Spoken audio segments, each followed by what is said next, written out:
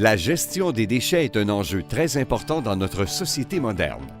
Toujours à la recherche de solutions qui amélioreront les procédés, les spécialistes ont fait évoluer les dépotoirs en des lieux d'enfouissement technique sécuritaires. Le Québec compte plus de 35 de ces infrastructures, dont celle de la Régie des matières résiduelles du Lac-Saint-Jean.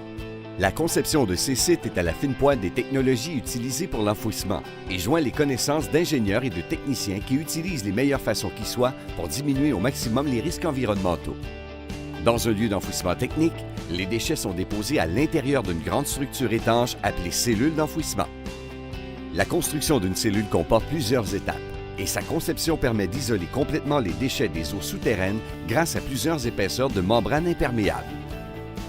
D'abord, la construction d'une cellule implique le déboisement et l'excavation du site de manière à assurer une solide fondation. Les pentes des parois et du fond des cellules sont exécutées avec précision et nivelées avec soin pour accueillir le système multicouche de membranes qui reposera sur ces surfaces. Au fond de l'excavation, on retrouve une natte de bétonite qui agira comme protection finale au fond de la cellule. Cette membrane est faite d'argile emprisonnée entre deux couches de géotextile et gonflera en cas de contact de l'eau, ce qui la rend complètement étanche.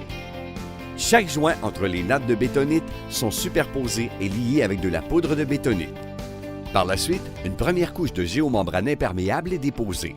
Ces géomembranes sont faites de polyéthylène haute densité, qui est un matériau reconnu pour sa solidité, son étanchéité et sa durabilité. Les géomembranes sont doublement soudées les unes aux autres de manière à créer une immense toile imperméable. Afin d'assurer l'atteinte des normes les plus strictes, un programme d'assurance de la qualité est mis en place tout au long de l'installation. Pour ce faire, toutes les soudures sont systématiquement vérifiées à l'aide d'un test par pression d'air. De plus, des échantillons aléatoires sont recueillis et envoyés en laboratoire afin d'être certifiés. Lorsque le contrôle de la qualité est conforme, on entame la deuxième étape, en recouvrant toute la surface de la cellule d'un géofilet de manière à créer un espace où peut circuler du liquide. Un deuxième niveau de géomembrane est installé sur le géofilet. Cette protection dite principale est la couche la plus importante car ce sera celle qui interceptera l'eau des déchets que l'on nomme le lixivia. Ainsi, chaque niveau de membrane est indépendant un de l'autre afin de permettre d'identifier une fuite éventuelle. Par la suite, un géotextile de protection est installé. Celui-ci sert notamment à protéger la membrane principale lors de la pose du sable qui agira à titre de couche drainante et de protection supplémentaire avant que puisse débuter la mise en place des déchets. Grâce à un système de conduite perforée installé au fond de la cellule, les eaux de lixiviation sont captées et acheminées vers un système de traitement afin de répondre à toutes les normes environnementales.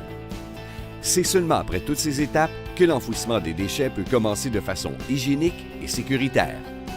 À chaque jour, les déchets déposés dans la cellule seront recouverts d'une épaisse couche de sable afin d'éviter l'éparpillement des matières volatiles, diminuer les odeurs et éviter d'attirer les animaux indésirables.